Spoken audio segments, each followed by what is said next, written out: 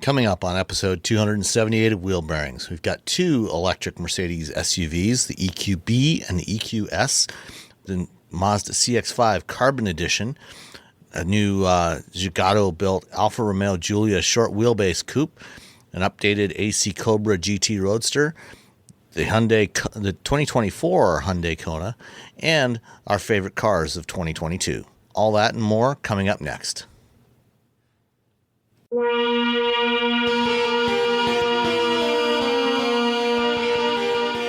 This is episode 278 of Wheel Bearings. I am Sam Abul Salmon from Guidehouse Insights. And I am Nicole Wakelin from Fast Women Podcast. And I am Roberto Baldwin from, where am I from this week? Let's just say Ars Technica. Okay. That works. Yeah. There we go. I'm working on something for them. I'm working on something for everyone right now.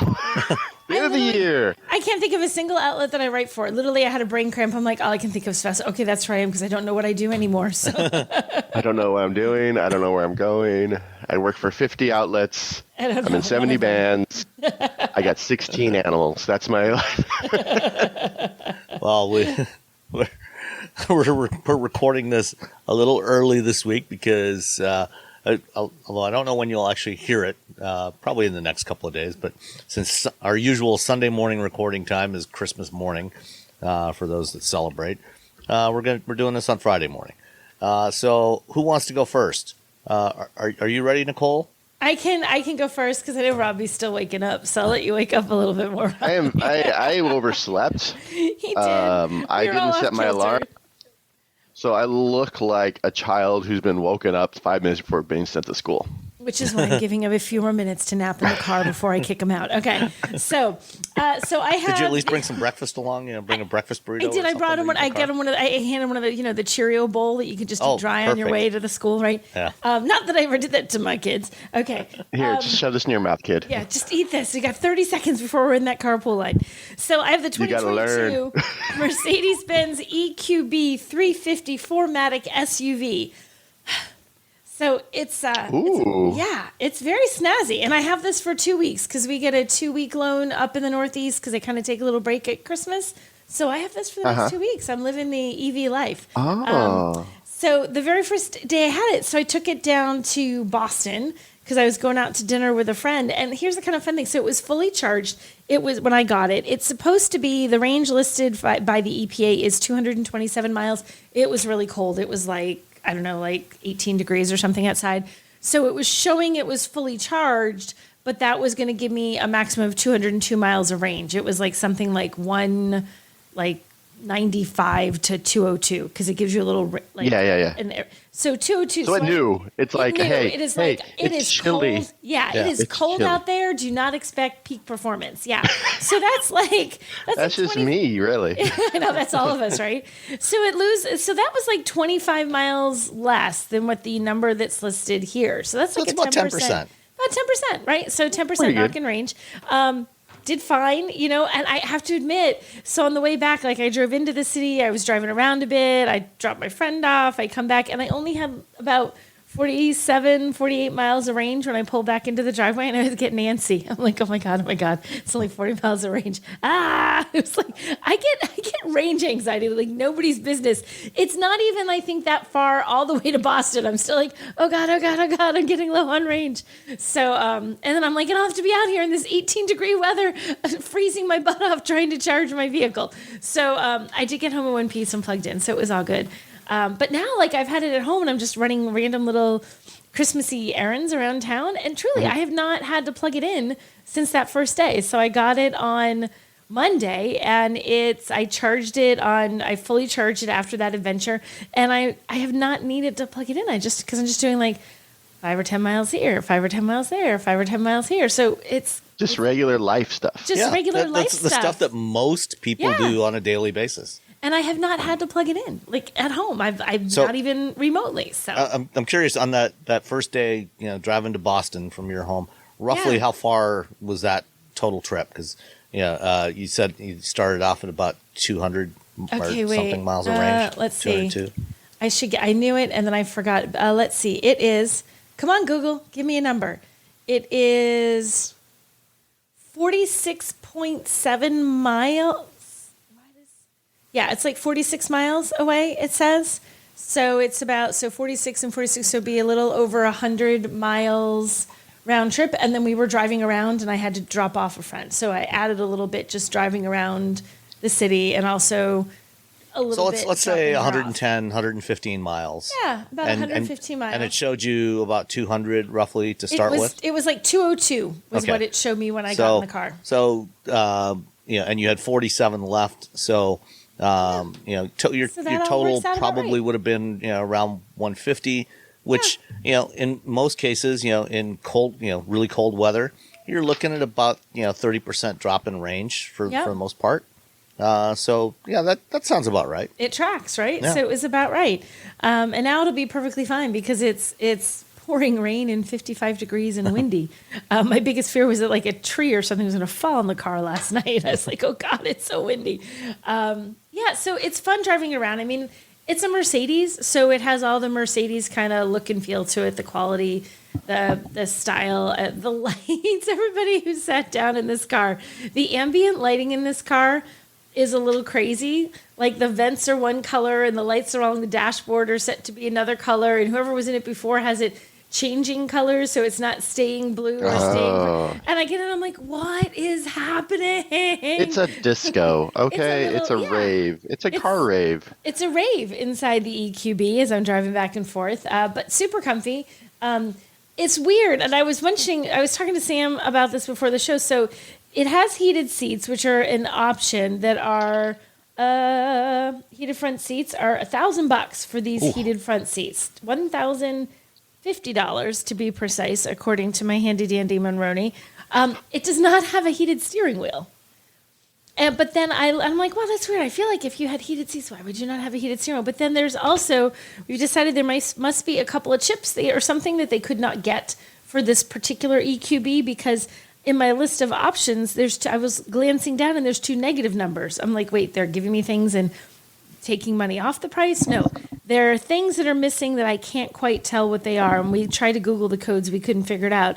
But there was a $100 credit for one set of codes and a $700 credit for another set of codes. So we're both kind of wondering, like, I wonder if one of those things is whatever makes my heated steering wheel heated or whatever. Because so clearly it's missing $800 worth of standard equipment that Mercedes would have credited you back if you had purchased this exact one, presumably because they couldn't get whatever they needed to make those standard features standard. Does your car have the LED logo projectors from the mirrors? The puddle lights? No, it does not. I don't think it does. I was trying to remember. Maybe that's another item that could be too. Because that should be standard, it looks like. I don't think it had I don't remember seeing puddle lights when I walked up. I feel like my person I was driving with would have commented too, and she did not, because she always thinks puddle lights are the fanciest thing ever, and she didn't notice them either. So Nikki would have been like, "Look at the fancy lights." She'd have said something, and she didn't. Oh, it looks like the heated steering wheel is a $250 option. Is it? So that wasn't it. So somebody who would equip this with the heated seats and not the heated steering wheel? Well, who would do that? Nobody would do that, Sam. That's stupid. I'm not arguing with you. I'll tell you about my Mercedes in a second. Uh-oh.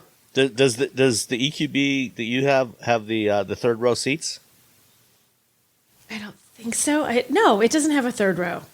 Because the EQB is not a huge vehicle. No, it's like it's the smallest that Mercedes has now. Yeah, it's a small crossover-y SUV. It says SUV, but it's small SUV. It's not huge. When my husband sits in the front seat at 6'3", and he pushes the seat back to have enough leg room, so his knees aren't bashed against the dashboard, there's not a lot of room left for whoever's sitting in the second row. Like, my daughter can sit back there, but it's not roomy. Like, I think 6 foot behind 6 foot would probably find that uncomfortable. But you can pay $1,250 to get more seats in the back in the cargo area. Which I can't even imagine another set of seats in that. I didn't even know a third row was an option in this, Sam. Yeah. That would be squished. Do you have the 4MATIC, the all-wheel drive, or the? Yes, I do have the all-wheel drive. Yeah. Okay. So, and it's been fun to drive. I enjoy driving it. It's, the instant torque that you get from an EV and how quiet it is. And it's It's nice to drive, and it handles well. In fact, we really truly are having terribly windy weather. Like there's all sorts of wind warnings. It's gusting at like 65 miles an hour. And as I was saying, I don't care, and went out to breakfast anyway this morning. As I'm driving down the highway, I could just barely feel that wind sort of wanting to grab the car, which it will do at 65, mile an hour winds. But it was still very controlled. Like it handled really well. I thought that was a pretty good test, and it was still impressively quiet. It was rain truly coming down sideways. It was miserable weather, and it still didn't. It kept all that outside, so it gives you that Mercedes-Benz ride quality. That you expect to be quiet, you expect to be luxury. It totally delivered that even during atrocious weather. That's cool. I assume it sounds like you haven't had a chance to try any DC fast charging with it. No, I haven't. I only charged it sitting here in my driveway with my little level 2 home charger. That's it. So. Okay. Cool. Yeah. And what was the total tab on this one? Oh, the total tab on Ye Olde Mercedes is, oh my gosh, 59,000. I have this really poorly printed Monroney, and the crease, it was folded in half, is directly through all of the numbers. It's $59,350 total. Oh wait, and I read it wrong. The heated seats are only $500, so I take it back on the heated seats. You can guess what the other number was. Now you can't guess destination because that was it. Destination was $1,050. So the heated seats are $500.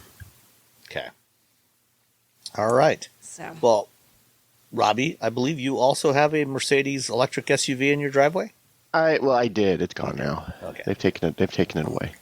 I had the EQS SUV. So it's just an SUV party over here, a Mercedes-Benz. Mercedes SUVs, woohoo! And for it's the EQS SUVs. Essentially, to me, it's better than the sedan, and mostly because of that rear seat. The sedan, the rear seat, there's not a lot of headroom for tall people, just because of the design of the vehicle. Mercedes is really going for that super slick drag coefficient, so it doesn't have that S-Class level rear seat. The EQS SUV, on the other hand, does have a nice rear seat. So just because of that, it's the better luxury EQS, because a lot of these S-Class and S-Class EVs, a lot of people want to sit in the back of them and be fancy and feel. They want to be fancy. driven. They want to be driven around, yeah. So you get in the back of the EQS SUV, and you can adjust the seats, and you have a screen, and then you have a little tablet, and you have all the things that you're expecting. My biggest issue was that they outfitted it with white carpet in wintertime. Oh God! White carpet's probably not a great idea anytime. Yeah. Oof. So the carpet was just a mess by the time I gave it back, because I was driving it around. I wasn't really driving around in mud, but people getting out of the car. It was raining all week, and then we did the video shoot, and it hadn't rained, but then the ground's still damp, and so the inside of the EQS SUV was just sort of a mess, and I felt really bad when the fleet company guy came. I'm like, I don't know why he's like, I don't know. Because I'm sure they've had to clean that carpet a few times already. Yeah. They probably knew what they were in for. Yeah. So, but outside of that, no, it's a good car. I really enjoyed it. I drove it around for about a week, and hold on, I'm trying to find so many scripts. So many words. Sorry, I have 1,000 things going on. I had the rear-wheel drive 450 Plus, so it's sort of the long-range version of the vehicle. It has a range of EPA range of 305 miles, which is nice. If you get the 450 4MATIC or the 580 4MATIC, that drops down to 85 miles. So it's only a 20-mile drop if you throw in the extra two wheels spinning around, and it's only a few $1,000 it's only $3,000 more if you get the 450 4MATIC. So if you drive snow or whatever, literally whenever I think people should get the 4MATIC, so you don't have to put chains on. That's the put better tires on, but really depending on what tires you have on it, you may want the chains anyway. Yeah, if you do winter tires and you're going to go up to Tahoe or Mammoth or somewhere in the wintertime, then you're fine. But if otherwise, you'll definitely want chains. I've never had to drive a car that had chains on it ever. I've never done it. Neither have I.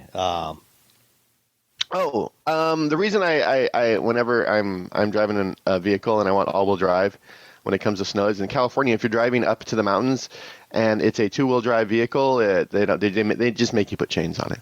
Mm-hmm. But if it's all-wheel drive, they're like, yeah, just go.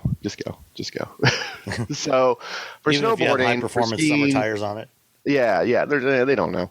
Because I've seen a car with all-wheel drive with high-performance summer tires on it get stuck on a little teeny tiny incline. They were parked right next to me. Yeah. And the person did not know how to drive in the snow or ice. B, they were sliding there. They also had I don't know why they decided to park their WRX next to my WRX, because I guess it was cool. And then their car proceeded to slide into my car. So me and my cousin were stopping it from doing that. And the guy was getting super frustrated, and I said, "Do you want me to pull it out for you?" Did you drive it out for him?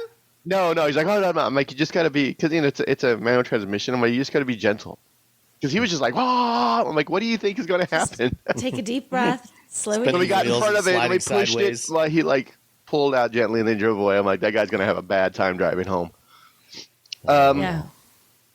So anyway, it's like $3,000 more if you get the EQS. If you have the 450 plus, to get the 450 4MATIC, you might as well you've already spent a big pile of cash on it anyway.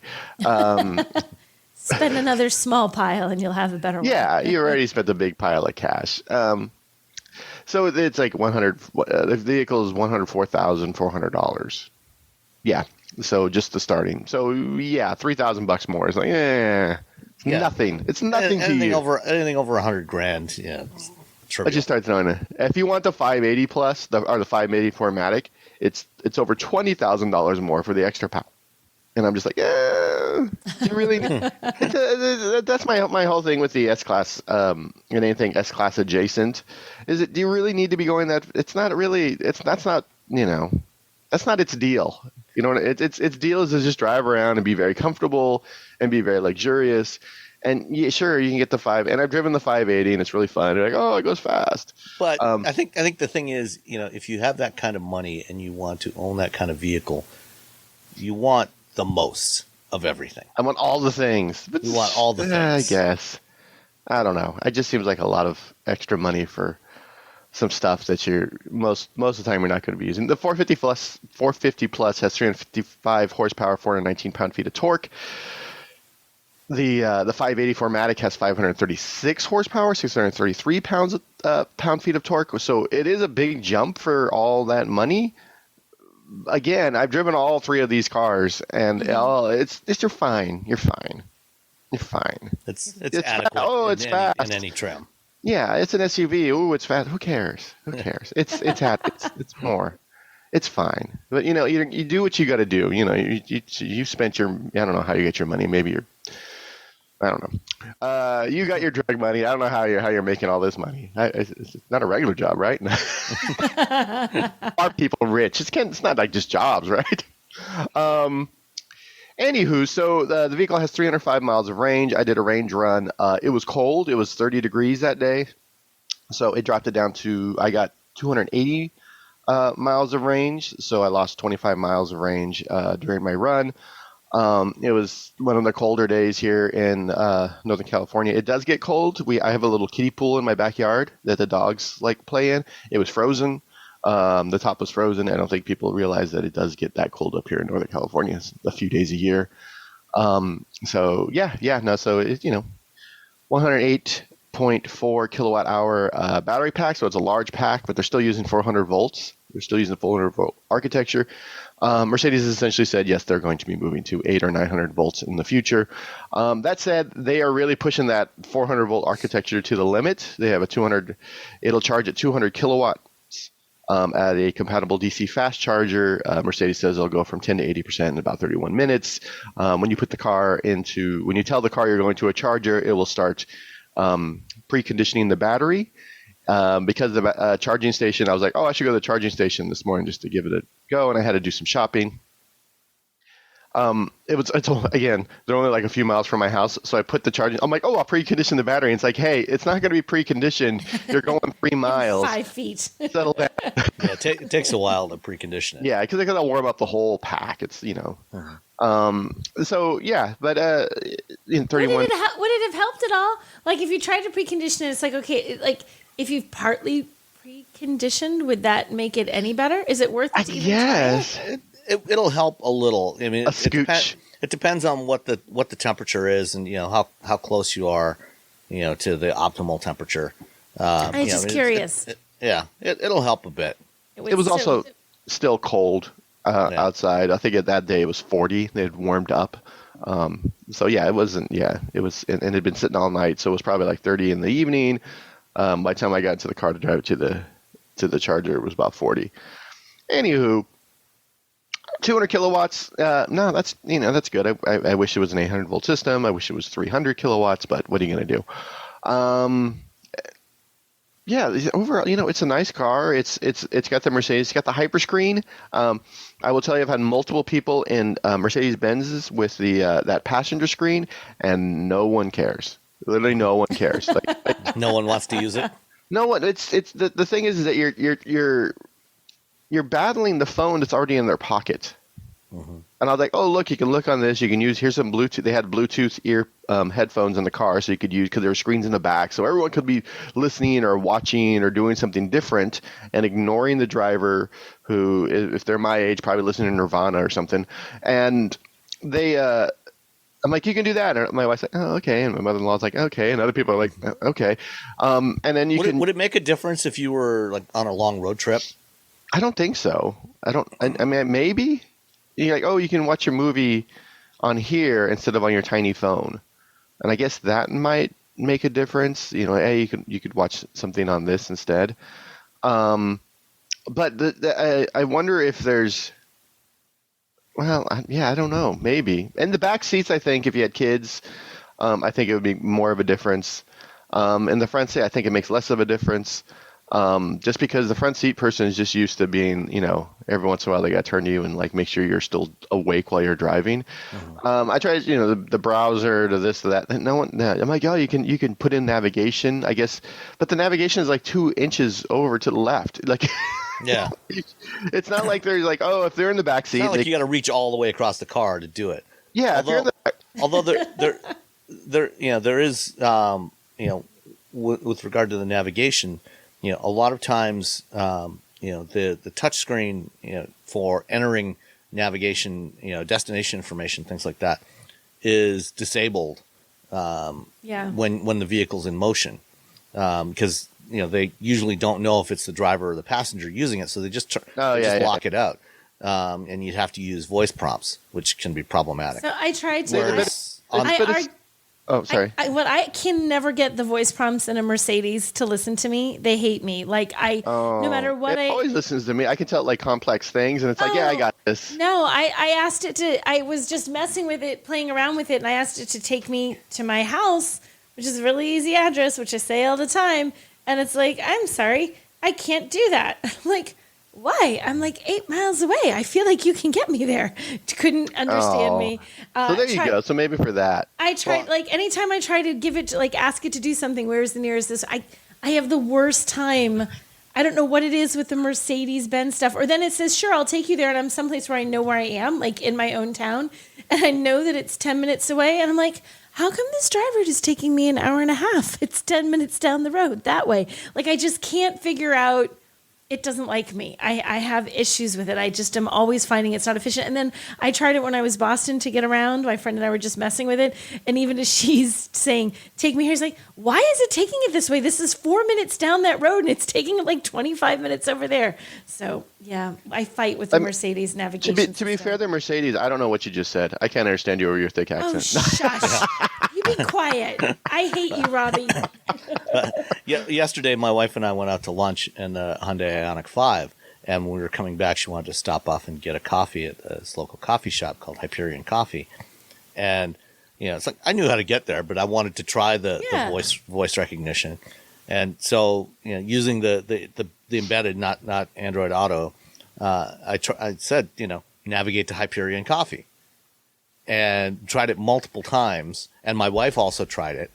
And it kept pulling. It would not pull up Hyperion Coffee in Ypsilanti where I live.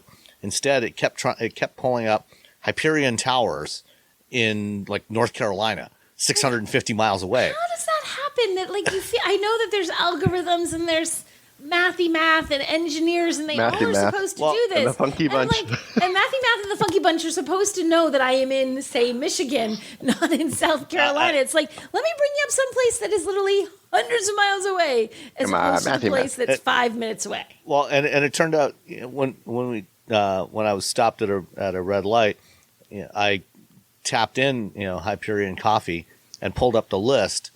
And on the list, when I scrolled down, it did show Hyperion Coffee, but it showed as Hyperion Coffee Company. And so then I backed up and I tried it again, and I said navigate to Hyperion Coffee Company, and it got it. Which is no. I feel like that's Hyperion Coffee Company's fault. Why would you call yourself that? I put a word like company in there just to confuse car navigation systems. But I mean, with Android Auto, with Google Assistant, Google Maps or with Apple Maps, it knows enough. It knows they know the different aliases for names, and with Apple, I think with Android Auto, or Google Maps, I can just say navigate to Hyperion, and not even say coffee. And it'll know where I want to go. I wish Google Maps the only one around. And I feel like it's probably the best, but even that, it's a lot of like I'll want to go to the same place a lot of times, and sometimes it'll just give me the most ridiculous, insane thing. Yeah. I'm like, that's not where I want to go. And then there's a Del Taco along the route when I do my range run, and sometimes I'm like, it's the middle of the day, I haven't eaten yet, maybe I'll go to Del Taco and get like a soda and a burrito. And it will give me everything but Del Taco. Everything else with taco in it. Maps is like, what do you? Not the taco you want. Want to go to Taco Explosion in Sacramento? I'm like, no, I don't want to go. That's funny. All right. Anything else on the EQS SUV? Oh, the EQS SUV. Oh, it still has the EQS 10 degrees of rear steering standard, and it is the best. And when I drove the EQS sedan, I don't know, months ago, after having that thing around for a week, I was like, every big car should have rear wheel steering. And it's, they have it on here. And we went to a Mexican restaurant, because of course we did. And the parking, where we were going to park, like right behind it, it was really a parking spot for like a Mini. It was wide enough for the EQS and long enough, but right behind it was like a pole and another pole and then a light pole. And when we pulled into it, there was no one parked next to it because it was a handicap spot. And we left, someone was in the handicap spot. And if it had been a regular SUV, I'd probably still be there trying to like pull, a 70-point turn, trying to pull it out. With that 10 degrees of rear steering, it was just like whoop. Right, you just turn it all the way, and we got out, and I was just like, well, this is the best thing that's ever happened, is rear wheel steering. So yeah, EQS SUV. Try to talk your passengers into using that passenger screen. I don't know. When I had Jeep Grand Cherokee, I think, with the passenger side screen in there, I tried to get my wife to try it out. She played with it for a couple of minutes, and okay, fine, whatever. I don't need this. My husband thought it, and kids both thought it was really cool. They were like, "Oh, there's a screen." I'm wondering. Did they like, yay, excitement? And then like a few minutes later, they're like on their phones again. No, my husband was like totally messing around with it like the whole drive, and then I was like, stop. Yeah, but your husband's an engineer. He is. Okay. We gotta. But one child is studying to be an engineer, and the other one is in creative writing. So even the creative writing one, who's not like an engineer, spent half her time fiddling around with the screen too. So I don't know. They liked the little screen. I just wonder if if these passenger side screens are going to be like 3D TVs, and there'll be a fad that for 5, 6, 7 years, you couldn't buy a TV that didn't have 3D in it, and then they just disappear. I kind of think you're right. Even when they're fun to play with, I think part of why they were playing with it was the novelty of it. Like, I never had a screen sitting in the front seat at the passenger side. I don't know that it was like something that they would ever think, or I would ever think, well, I'm only going to get this one because this car has that passenger screen. That other one, no passenger screen, I'm out. That would never happen. Yeah, maybe they put games on it with like controllers and stuff. I don't know. Yeah, I mean they do for the rear seat displays for a lot of the rear seat infotainment. You can do systems. HDMI inputs and everything. So that would it makes a ton of sense for the rear passenger screen. I'm still like, I know there's somebody out there, and it turns out it's Nicole's family. I know there's people out there who I cannot get anyone to care. They're like, oh, cool, whatever. Did you know you can support Wheel Bearings directly? Head to patreon.com/wheelbearingsmedia and you can become a patron today. Your contributions will help fund the platforms and tools we use to bring the podcast to you. And exclusives and improvements are already on the way thanks to your generosity. So if you want to be part of an automotive podcast like no other, head to patreon.com/wheelbearingsmedia. All right. Well, I also had an SUV, sort of. But I had the 2023 Mazda CX-5 Carbon Edition, which is Mazda's compact crossover, which I'm guessing in the next year or two it will probably go away and be subsumed by the CX-50.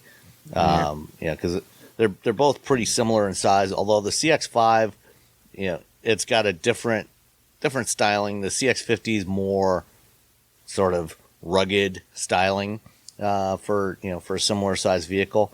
The CX-5 is more the design language that Mazda has been doing for the last 8, 9, 10 years.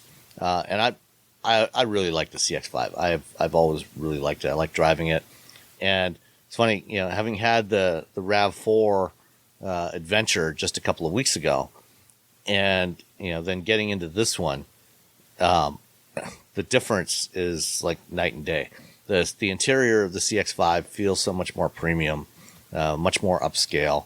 The ride is much more refined. The engine sound much more refined. It's not as noisy as the engine in the Toyota was.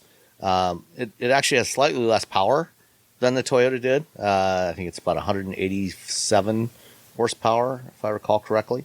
187 and 186 foot-pounds of torque. And it's only a 6-speed transmission, but it feels strong. It never, even with, you can get the CX-5 with a turbocharged version of this 2.5 liter 4-cylinder. And I love that turbo version, but even this one is more than adequate. I like driving it. The Carbon Edition is only available in the cyber metallic gray color, with black wheels and black trim on the grille and everything. And looks a little more stealthy, I guess. Personally, if I was buying a CX-5, I would not go for the cyber metallic gray. I would get Soul Crystal Red, because that's the only color that Mazda should be built in. I don't even know why. Mazda in any other color, you have made a terrible something's error. Happened. Yeah, yes. Like they ran out of red unless paint. You're colorblind. In which maybe case you're it colorblind. Is it red green colorblind? You can't see. You can only. Would you not be able to see the red? I forget. I don't know. I forget. So I'm sorry for colorblind people. I don't remember. It's the prettiest red that you're missing. If you're missing, please yell at me on Twitter and tell me what happens with red green colorblind. Sorry, I misspoke. The color is actually polymetal gray, not cyber gray. It's I polymetal like gray cyber metallic. better. Cyber gray sounded kind of like polymetal. Polymetal sounds cool. Like a bunch of metals. It's still like just gray. It sounds like Ozfest, is what it sounch like. Just a bunch of metal bands together. Polymetal 2023. bunch of old 80s hair bands. And the interior of this one had the red trim, so red seats, red leather seats, which look really great. I just really like driving the CX-5. It's a great vehicle. If you want something, in a compact crossover, I think this is a fantastic option. I think it's one of the best looking vehicles in the segment, outside and inside. I think the only real complaint that some people will have is the absence of the touchscreen. For me, it doesn't bother me. Oh, sorry. Yes, I will take that criticism. I want a touchscreen, but otherwise I'm with you, Sam. I love that car. Yeah, it's a nice car. And in the when you use Android Auto, the screen is a wide screen. So if you use Android Auto or Apple CarPlay, it actually uses the full width of the screen. So in Android Auto, it shows you 2 panes. So if you're using Maps and you've got something playing in a streaming app, you'll get the map taking up like 2/3 of the screen, and then the left third or the right third will be the media control part of it, and you can easily swap those back and forth and go to other stuff. So it's very, very easy to use. It utilizes all the available screen. One thing about about Mazdas that we've talked about in the past, when you do connect a phone and use the projection system, it actually disables the built-in voice recognition. So in most vehicles, when you connect your phone, if you press the voice button on the steering wheel and just give it a quick click, a normal click, it'll bring up the embedded voice recognition system. And then if you press and hold for a second or two, then it'll bring up either Google Assistant or Siri, whichever phone you're using.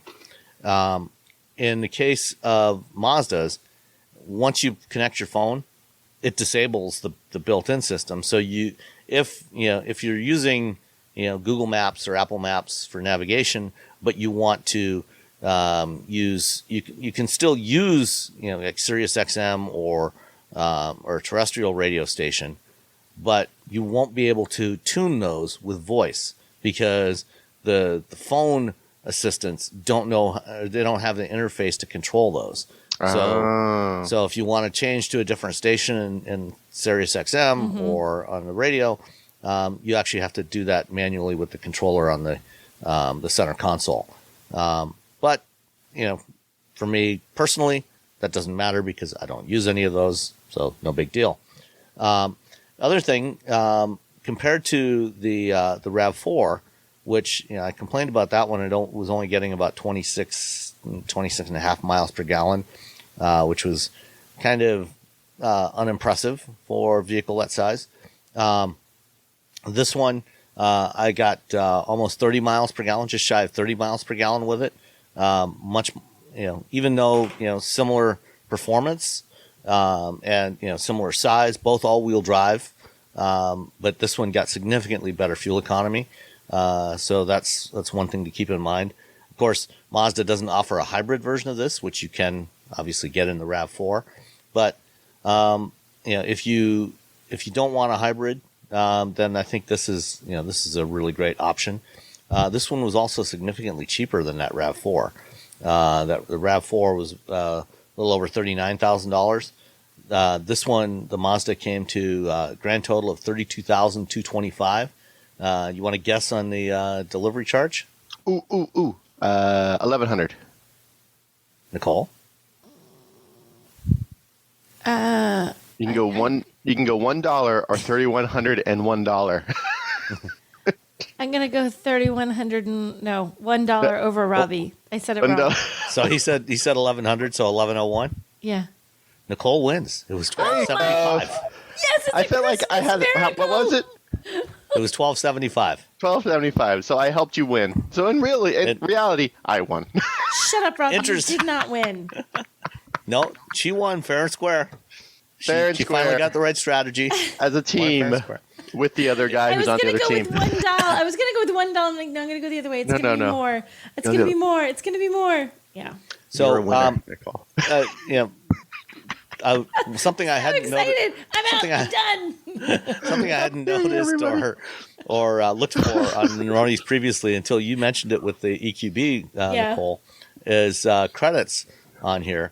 This one does have minus $600 credit for the Bose audio system, the 10-speaker Bose audio system, which it didn't have, and also for the power rear liftgate. And I was a little surprised that because the key fob actually has the button for the power rear liftgate. Oh, and it wouldn't open. It wasn't opening. What's wrong with this thing? And that's a bummer though, because that's a trick. Yeah. Faking you out, man. So the standard power rear liftgate was not there. It just had a manual liftgate, and then it just had the standard audio system, not the 10-speaker Bose, which is supposed to be on the Carbon Edition. So they knocked $600 off. So again, these are things that they're doing because of the chip shortage, and they're putting in whatever they can, and they're having to make decisions about what features to leave off if they can't get the right chips. So $32,225 all in for the 2023 Mazda CX-5 Carbon Edition all-wheel drive. Which is great, except it's the wrong color. Yes. All right. Speaking of different colors, this week there was a new Alfa Romeo that popped up. It's the Alfa Romeo Giulia short wheelbase Zagato. Zagato being an Italian design firm like Pininfarina and Bertoni and others, and they've got a long history working with Alfa Romeo, doing special editions, doing limited editions. And they are building 150 examples of the Giulia coupe, Giulia short wheelbase Zagato coupe with the GTA M V6.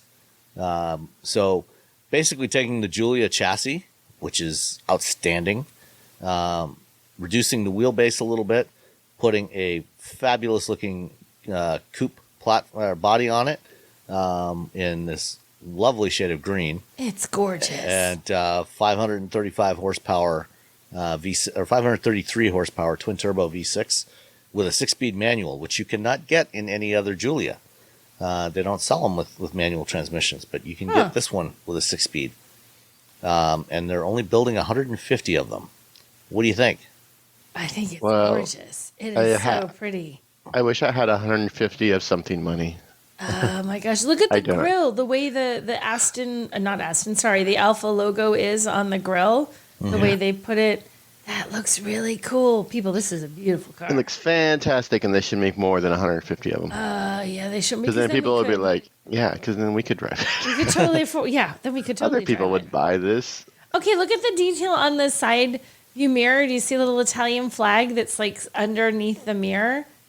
It's like on the side view mirror. It's flat, but the little pieces, it's got the Italian flag, the colors of the flag, just like sitting there underneath the mirror. Yeah, so the arm coming off the door that holds the mirror is green, matching the body color, and then you just got this little strip of the Italian tricolore, the green, white, and red. Yeah, it's a nice little detail touch, and it looks like a carbon fiber cap on top of that. Oh my gosh, this is beautiful. I want this. Look at all the green details inside. Did you look at the interior of this thing? Yeah, no, it's fantastic. And the seats and the Googly Moogly, this is gorgeous. Yeah. Googly Moogly. What is that from? What's Googly? Oh. How do you spell that? However you want. Googly Moogly. It's a rapper. Googly Moogly. Is it? I don't know. I just say that. I've said that. I've long used that as a phrase for something that I just think is just amazing. That or Amazeballs. That's my other go-to. Sadly, probably none of us, except maybe Robbie. Oh, actually, you know what? Maybe you and Eileen can get one of these for the Mille Miglia next year. It wouldn't qualify because it's not. Do you have to use a vintage car for the actual Mille? You have to use a pre-1957 car unless you're doing the green. They have a Mille Miglia green, which lets you enter EVs only, and then of course you can enter new vehicles because EVs weren't a thing back in 1957. I'm sure you'll find something interesting to drive. Yeah, we'll find something. All right. Speaking of modern vintage cars, AC Cars, believe it or not, is still around, and at least in some form. AC was the British company that built the original AC Ace in the 1950s and early 60s, which became some guy named Carroll used as the basis. He took the Ace, took out the English 6-cylinder engine, put in a big Ford V8, and renamed it the Cobra, and it became a legend. And AC, it's had its challenges over the years, but it's still kicking around. And this week they announced the AC Cobra GT Roadster, which has a 654 horsepower Ford Coyote V8, the 5-liter V8. And it's, 11 inches longer. It still looks like a Cobra, but they've stretched it. It's 14 inches longer. The wheelbase is 11 inches longer. That'll be nice. Weighs just over 3,000 pounds. A little bit more stability for 654 horsepower. Yeah. Just a little extra. These no word on U.S. availability yet. There's going to build 12 of these. Yeah, the images they've dropped, these teaser images, it's sitting in shadow. There probably won't be very many of them, and they'll probably be ridiculously expensive. Yeah. But if you could afford it, would you want one? If I could afford it. If I could afford it, nah, probably not. There's a bunch of other cars I'd probably take it. Yeah. I do that Alfa that we just saw, the Zagato, the green one, the great Googly Moogly car. I'd take that first. Okay, Googly Moogly. Yeah. I mean, if I just had money like laying around, you're like, Nicole, you want one? Here, you got tons of money. You're Midas, sure. Yeah. Throw that sucker in the garage. But I don't know that I would seek this one out. Would you? Maybe. I don't know. I have to sit in it. It's a roadster, so who knows? Who knows if I'm going to fit? Yeah. My head. They made it Step a one, foot can longer. Robbie get in it? Yeah, but still, this step doesn't one, mean can Robbie actually Yeah, get they made into it the longer, car? probably for the engine and for other things. Full of British engineering and electronics, which those are just going to fail. I don't know. I suspect that aside from the engine management system, AC is probably going to keep that stuff to a bare minimum on this thing. Okay. Well, in that case, if there's not going to be a lot of stuff that they can mess up, then I'm down. Okay. One other brand new vehicle was revealed this week. The 2024 Hyundai Kona. The Kona. Yeah. And guess what? It's bigger. Bigger than 6 before. inches. Yeah, 6 inches longer. It's just like the AC thingamajig. It's longer. The Cobra GT. Well, It's the same thing. Now the Kona is basically, I think, pretty close to where the previous generation Tucson was, because the new Tucson also got significantly everything's bigger. getting bigger. Everything gets bigger. So the Kona is now where the Tucson was a year ago or 2 years ago. So the Venture next year will be the size of the Kona. The venue? Venue, sorry. Yeah, the venue, Yeah. not the I'm like, Venture. Venture? Wait, what? The Venture, the venue. I'm still half asleep. What do you think of the styling of this new Kona? I'm very angry because I have a Kona and it doesn't look angry. like this. So, I mean, it's going to be another probably 10 months, 8 months before this thing is available for regulars to buy. But still, come on. I like how it looks. I think it looks Yeah, I good. like how it looks. It looks better than my Kona, and so Sorry. I'm going to send an angry letter to Hyundai. Like, how dare Hey, you after I have one already? How dare you? How dare you save a better design for not mine? 6 inches? Does that mean there's more room in the back? They don't give us a lot of information. Well, that is really the one downside of the current Kona is the back seat is pretty tight. I can fit my dogs in there. Yeah. A German Shepherd and then a tiny German Shepherd. But if I had 6 inches more, I could probably get a third dog. I don't know. You could get a whole nother dog in there. I love that you're measuring in dogs. That's a third dog. Everything in our and my family went from my wife wanting something fast, fun, and with a manual transmission to will the dogs fit in it? That's it. That's the big switch over in the family. So we have the BRZ for the fast fun thing, but now we have the Kona. So she, it's cheaper to drive around. It's an EV. We feel better about, not destroying the planet as much. And of course it fits the dogs. But of course, when the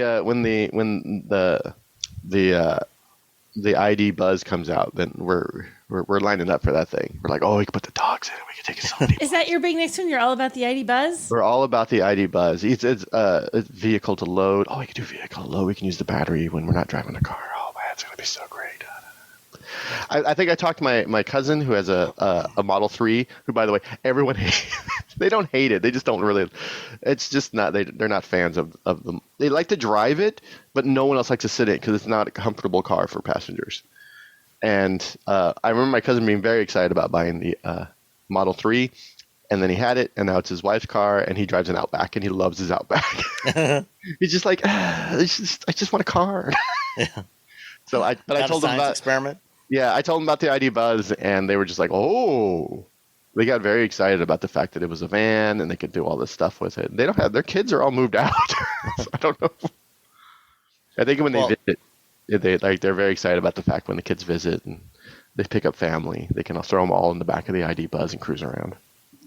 Well, apart from the increased size, Hyundai hasn't given us a whole lot more detail about this new Kona, except that it's going to be available as an EV again, as a hybrid and with a gas engine.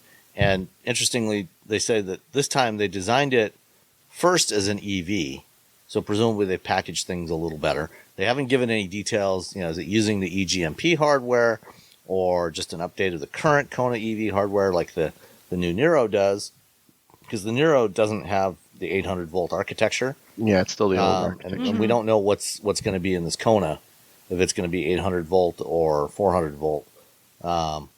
But from a design perspective, it looks like they've taken bits of the Tucson, the new Tucson, and also some elements of the Ioniq 5, because it's got the pixel lights in the front and in the back, and the slim horizontal running lamp across the front and the slim horizontal tail lamp across the back, and then some other lights in the grill, pixel lights in the grill.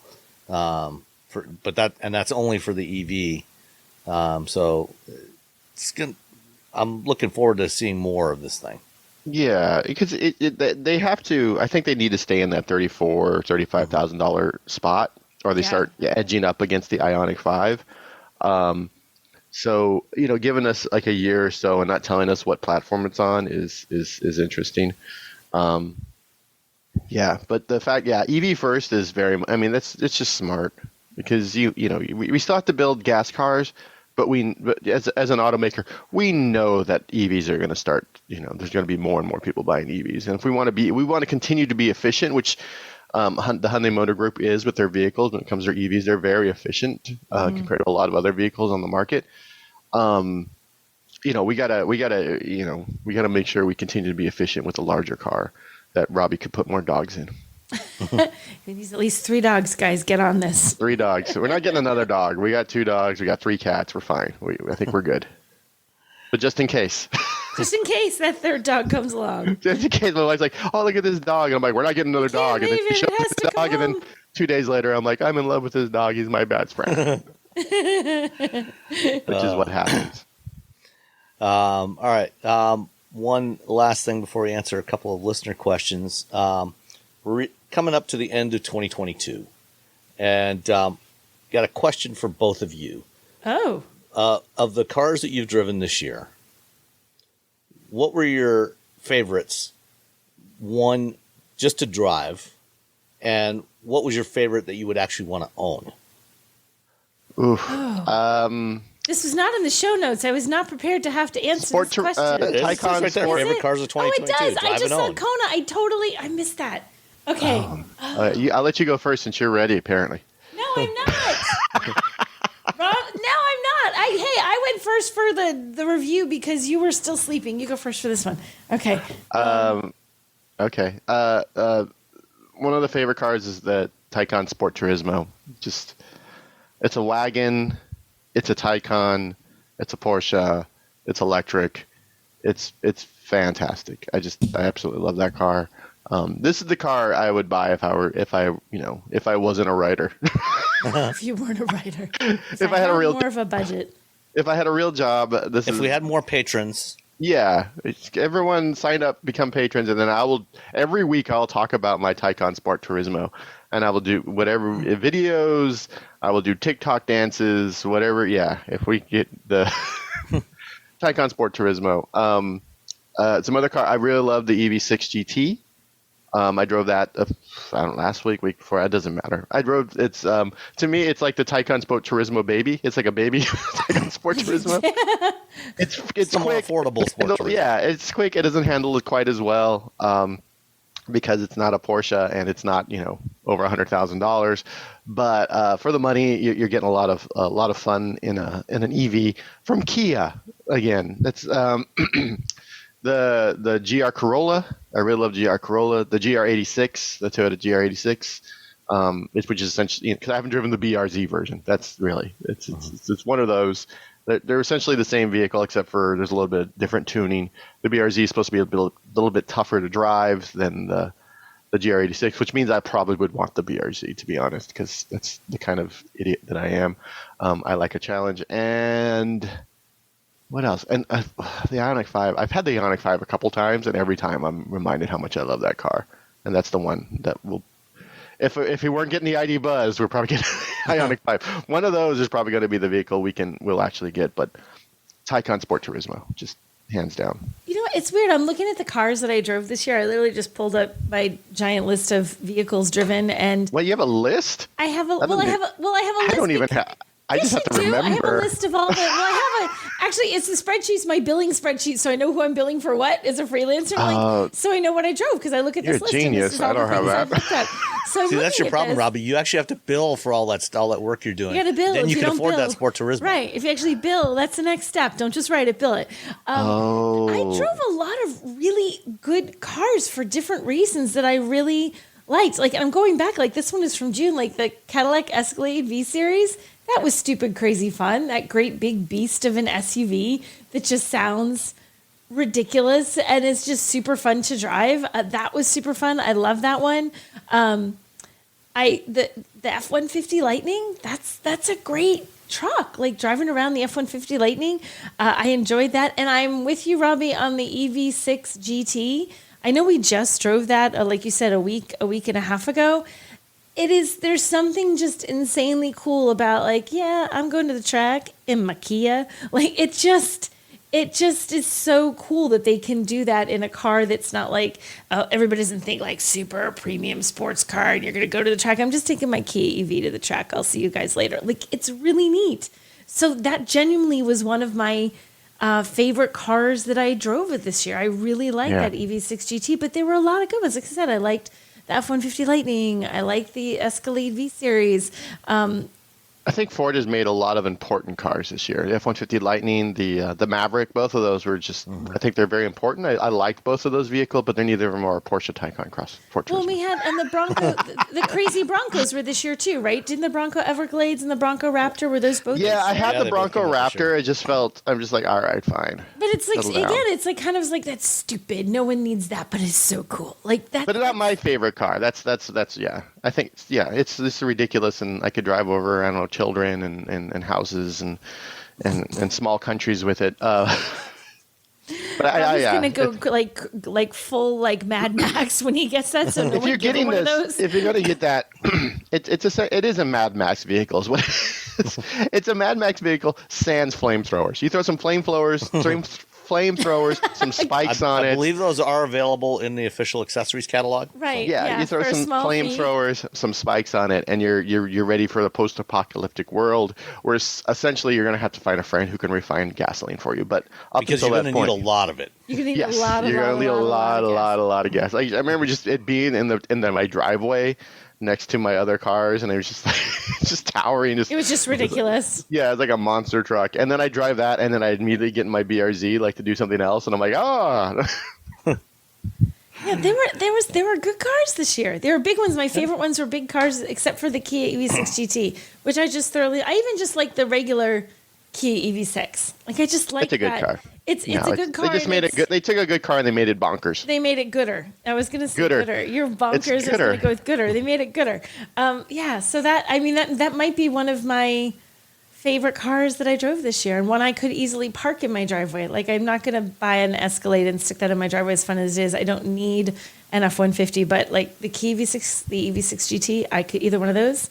That could be a daily driver for me in a heartbeat. There you go. You could just have a regular EV6 mode while you're cruising around. Right, just like regular mode, and then you're in the Target parking lot, and you're like drift mode. Drop my groceries in the back. I'll just like flip it open, throw the groceries in, slam the tailgate. Just slide them out the back. Yeah, whoosh. Yep. We're solving problems here. Yeah, totally. The problem solvers. That's us, the problem solvers. I would definitely put the Lucid Air Grand Touring on my list. That's a good one too. Oh, that's a good car. And the Audi e-tron GT. I still haven't gotten to drive a Taycan, but the e-tron GT, is pretty close to the same thing. Mm-hmm. The Ioniq 5, awesome. And let's see. Oh, the Cadillac CT4 V Series Blackwing, also a lot of fun. Toyota GR86, but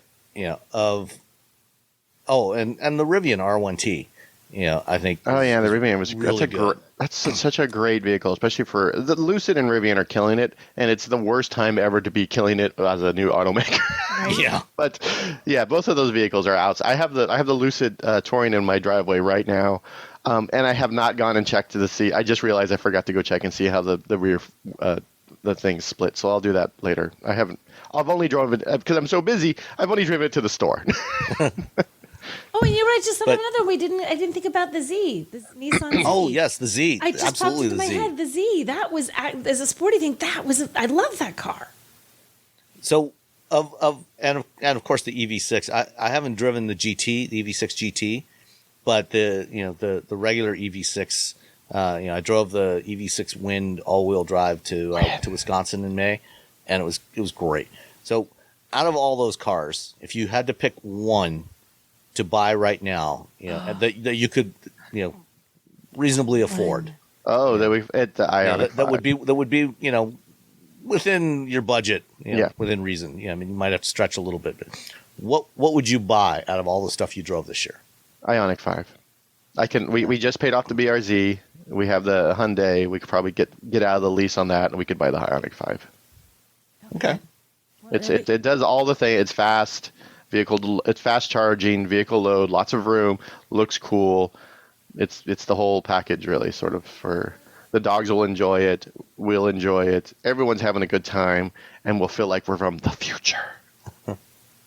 I would drive the. I would be. I'm really torn between the Z would be my second choice, and it's a super close second choice. But I do the EV6 GT.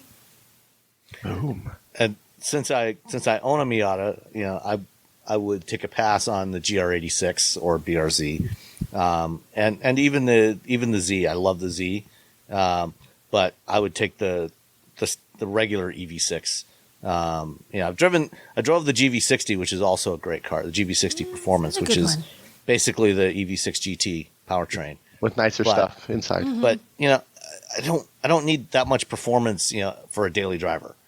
I think the EV6. All-wheel drive, 300 horsepower, that is just the right balance for a daily driver. It's rear biased, but you still got front wheel drive. You get 300 horsepower, and whatever amount of torque it is.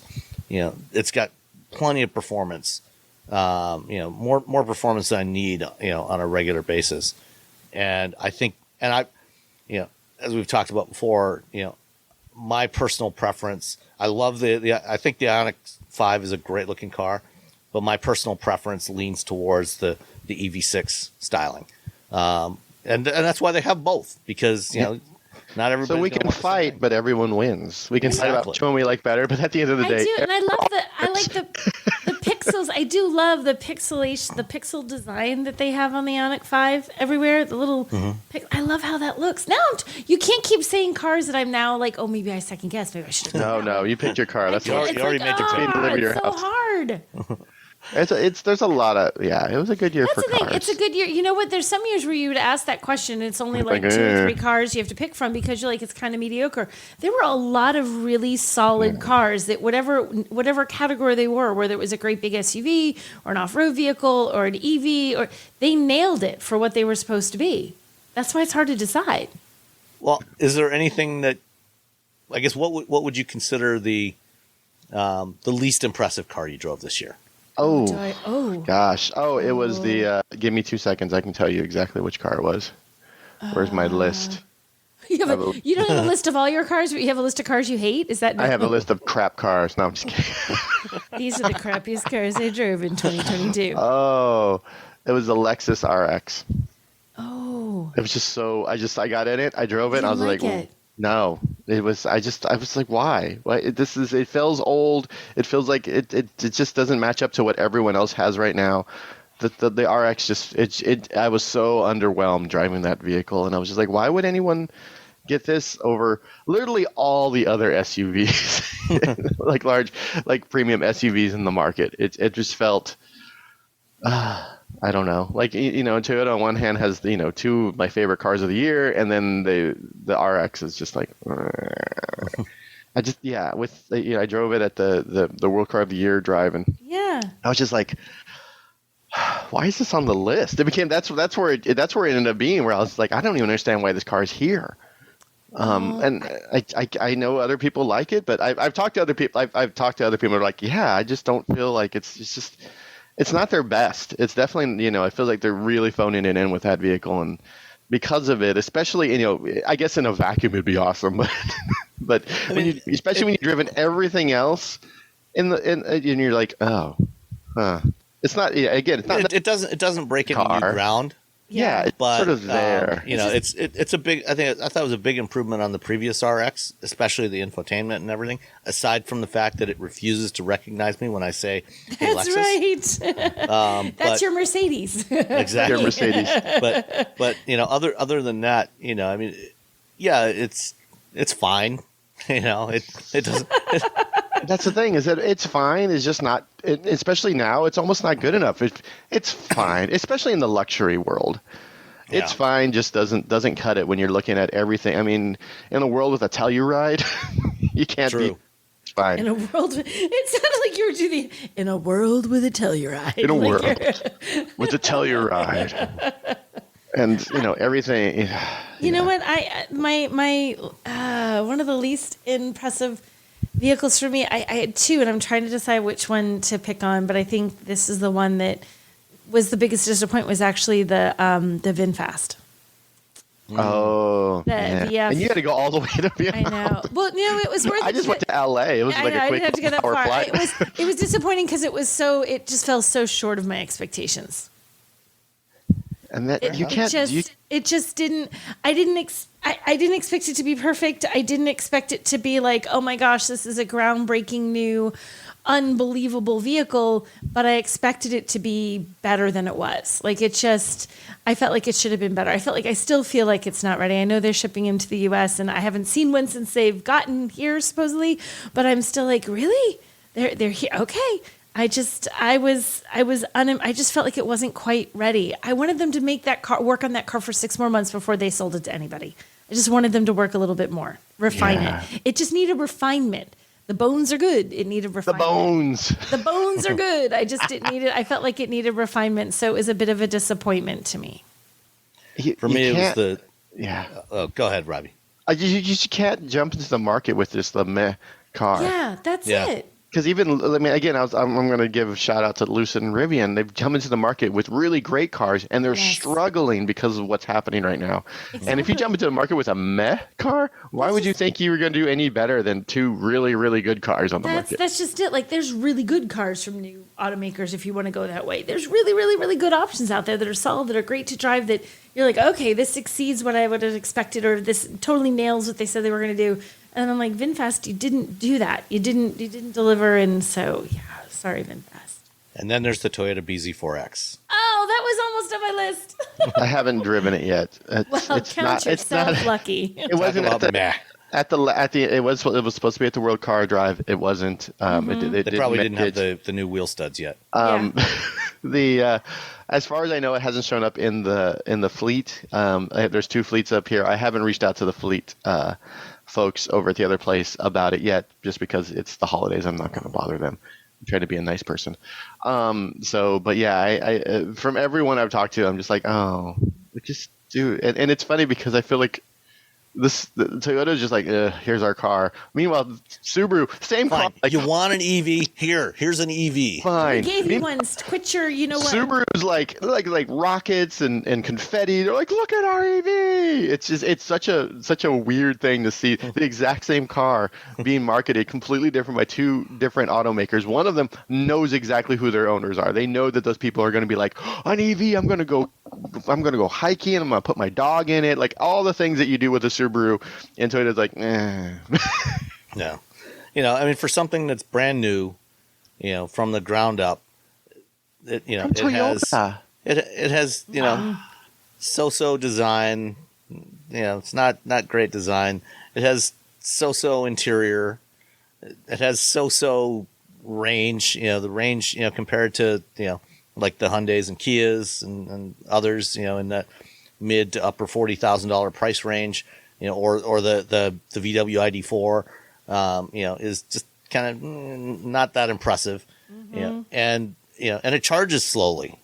So it's like why would you choose this car over all the other options, in that size and price class? Exactly. Yeah. It's a shame. I mean, it could have been so much more. All right. Let's answer a couple of questions from listeners. These came in. One actually came in through Discord from Andy C. Says, comment for the show concerning the discussion of lowish range, fast charging EVs. As an Audi e-tron Sportback owner, I'm very experienced when it comes to this. The Sportback has an effective range of only about 190 to 200 miles when cruising at 70 miles an hour at efficiency mode when charged to 100%. I've succeeded in getting this range on a consistent basis. The e-tron also charges exceptionally well at a flat 150 kilowatts from 20 to 80%. This fits my driving style of doing 2 hours of driving, about 140 miles, stopping at an EA station, charging up for 15 to 20 minutes while stretching and taking a coffee or toilet break. The issue is now in charging station anxiety, not range. I've done short trips from the Bay Area to Tahoe and Santa Barbara on a semi-regular basis and down to LA and region about 4 times so far. EA stations in California are getting saturated, and the reliability of these charging stations are getting worse. It's not uncommon to come up to an EA station of 6 chargers, and 3 are broken and 3 are taken up by EVs. I have less concern about charging stations, etc., than the reliability of these stations. I've rolled up on a station and had to wait for a spot to be available. You also can't rely on the EA app to inform you of the availability of these stations. While I understand EA is updating chargers, the current state of many of these chargers in EV-friendly California needs work. Yes. That's everything accurate. Everything Andy just said. Yes. We're automakers are now relying on another automaker who put out a bunch of stations with old hardware, off-the-shelf hardware that are now all just dying. And they're not updating them quickly enough. I went the other day to the charger near my house, and like 3 of them are out. And I was just like, okay, I guess I'll just sit here while I wait for another charger to become available. Yeah, I mean, my local EA station, and I'll talk about this more next week. They just replaced 5 of the 6 chargers. They left the one old charger with the CHAdeMO connector on it because there's still some Nissan Leaf drivers out there. And they're not putting CHAdeMO on the new chargers, but the new chargers work, seem to be working much better so far. We'll see over the coming months. They're eventually going to be replacing the entire network, but it's definitely going to take them some time to do that. And everything that Andy says in here was absolutely true for Tesla 2, 3, 4 years ago. If you were following Tesla, then especially as the Model 3 started to proliferate and come out in large volumes, lines. So I remember sitting in so many lines at I had a supercharger stations, and then charging at 7 kilowatts. Yeah, and now Tesla has been consistently installing more and more stations, putting more chargers at the existing stations, upgrading the chargers to version 2 and version 3 chargers. It's up to EA and ChargePoint and EVgo and other providers to try to keep up. I mean, this is their job now. We're starting to get more and more EVs on the road.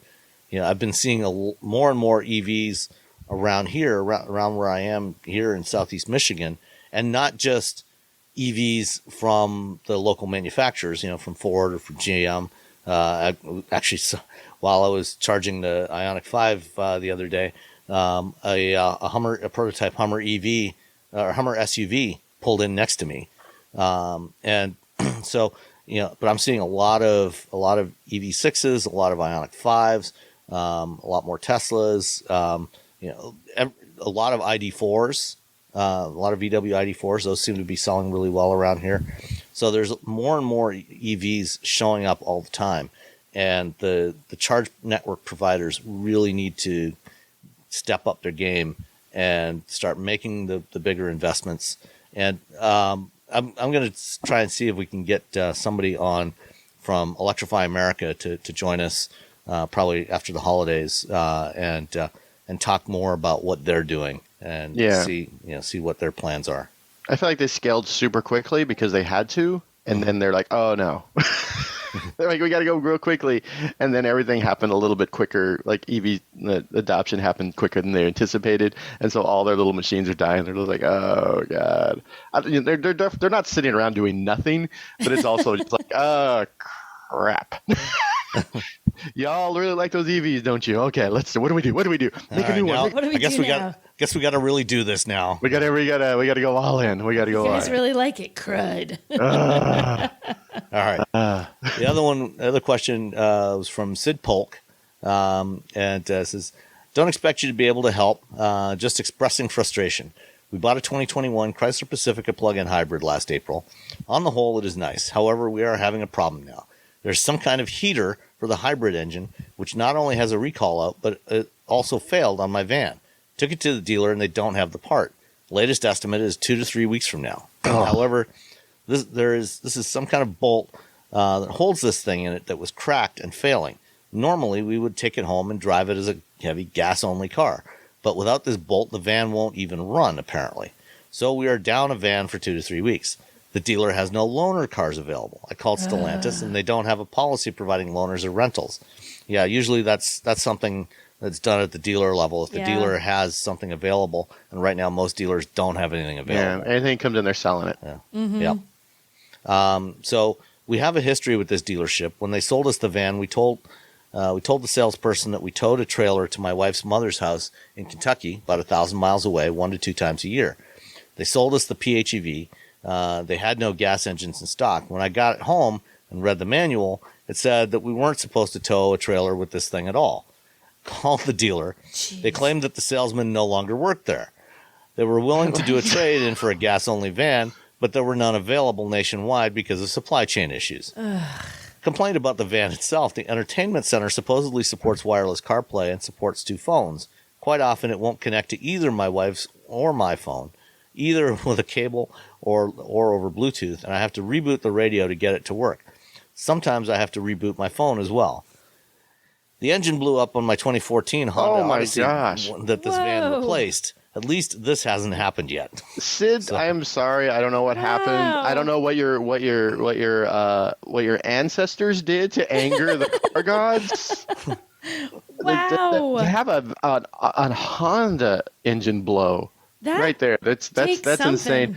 I will say CarPlay. My phone is just a mess right now, and over the holidays, I'm going to reinstall it, and it's just every once in a while you just have to reinstall your phone. So I've been having issues with Carplay for months. So it might be the phone. Going backwards, man. I feel like that dealership. The guy doesn't. Oh, it doesn't work here anymore. What do you mean doesn't? He disappeared. Every time you show up, they're hiding that guy. That's what's happening. Yeah. Like, quick, run, hide in the back room, go. Phil, quick in the back room, sit here. Somebody put Phil in the closet. Okay. 2 to 3 weeks without your car. It's everything about this is just. And buying it specifically to tow, and then they give you the hybrid that's not supposed to tow. Oh my god. Yeah, I mean that's, and this is the problem that everybody has with dealers. It's like especially right now, because there's so little inventory still. They sold you what they had. It's like get the sale. And deal with it later. Yeah, and then later when you realize that you're not supposed to tow with it, it's like, oh, sorry, we'd sell you a gas one, but we don't have any. So womp, which doesn't help Sid at all. No. Sorry, Sid. This is horrible. And then the bolt's cracked and they can't replace the bolt. That's crazy. I don't know. That what is the like deal a comedy of that. errors. It sounds like it's right out of like a movie. That many things, man. That stinks. You might have to sacrifice a goat. appease some sort of volcano god, because this is just man. But not I mean, great. And then the hot. I guess what I would say to everyone out there, not just to Sid, and is, you know, if you do have certain specific requirements like the ability to tow, you know, make sure, you know, before you go in and put your money down and sign for anything, do a little background research. You know, if you have to, you know, call the manufacturer, you know, or do some research. You know, you can usually find the owner's manuals for pretty much any, you know, modern vehicle online, and you can download it as a PDF file, and take a look, you know, for those specific features or, you know, functions that you need, and, you know, make sure what the capability is, either, you know, whether you can tow at all or what the maximum tow rating is. Because some, you know, there are hybrids that you can tow with, but they may have a reduced tow rating relative to the gas engine. So, you know, the gas version might have a 5,000 pound tow rating, might only be 2,500 with the hybrid, things like that. And, you know, check on that, you know, see, you know, figure out, you know, okay, I have a 4,000 pound boat or, you know, trailer that I need to tow. You know, and so that 2,500 pound tow rating isn't going to work anyway. So, it's because, you know, stocks are still so limited, and just in general, you know, it's really important to make sure you do some research beforehand, and make sure that the vehicle that you're interested in can do what it is you want it to do. But yeah, I'm really sorry to hear this story, Sid. That sucks. That's really that's rough. Yeah. That's a great way to end the episode too. Yeah. Happy New Year. Happy holidays, everybody. Wait! I looked up Great Googly Moogly while we were. Oh yes, do you have an answer? Should have been something. Is there an official spelling for it? Yeah, it is GOOGLY -MOOGLY. And this, okay. and what I found out is that's the way I wrote it down on my notebook here. In April of 2020, Stephen King decided to study the etymology of Great Googly Moogly. Wow, thanks, Stephen King. A phrase that's giving autocorrect spasms, according to the tweet he sent about it.